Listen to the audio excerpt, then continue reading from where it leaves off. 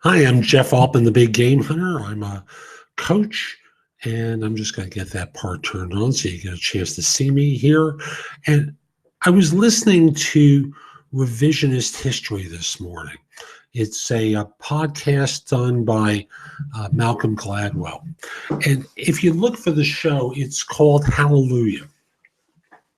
Now, in this show, Gladwell has a wonderful lesson about genius and about change.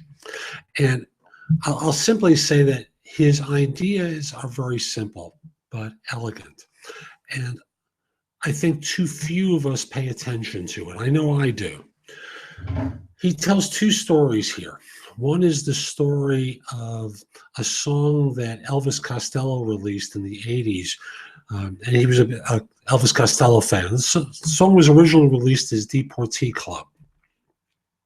And then a few years later, it's re-released in a different form as Deportee.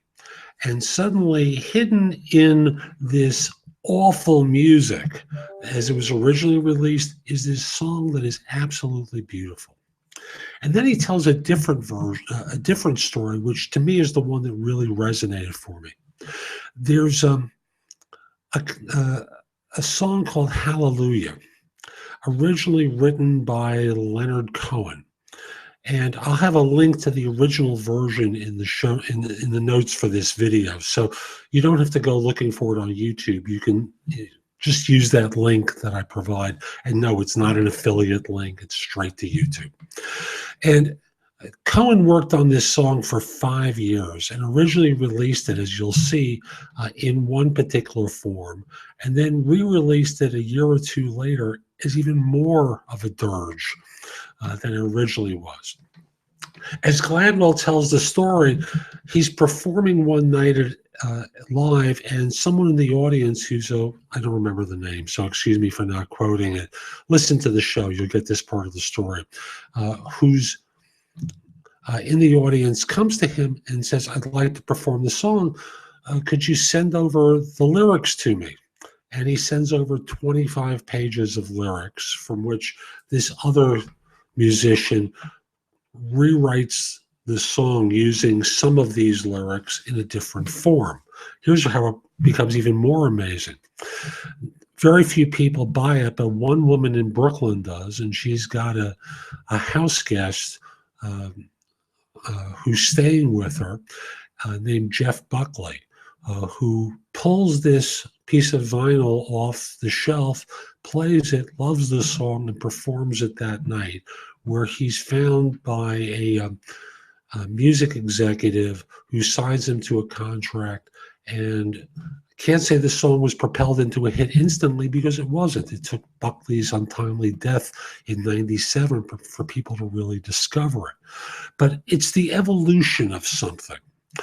And I think so many of us think that we're supposed to be like meteors, like meteors flying out with perfection, like is the example here of Picasso, a genius who would do things quickly, or Dylan, who tells Stern he wrote one of his most famous songs in 15 minutes.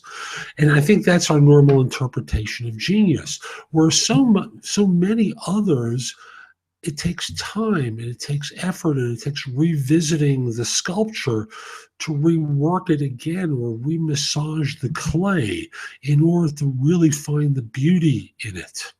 So for those of you who criticize yourself for not having perfection instantly, I just want to encourage you to keep working at things, keep exploring them, keep revisiting them, and perhaps even go so far as to work with a coach to help you do it, because sometimes we run into our own resistances in order to break through to the other side. It's hard to go it alone. Stern took 5 years working on Hallelujah in order to find the kernel of this song that eventually got evolved into Jeff Buckley's version, which is the basis for so many different releases of it since. Get some support. It's We live in a society where so many of us are programmed that we have to do things by ourselves. We have to tough it out. And it's wrong information. It's more effective and smarter, frankly, to get support, to ask for help, to build teams around you who will help contribute to your success and get advice from and explore ideas with, rather than trying to tough it out.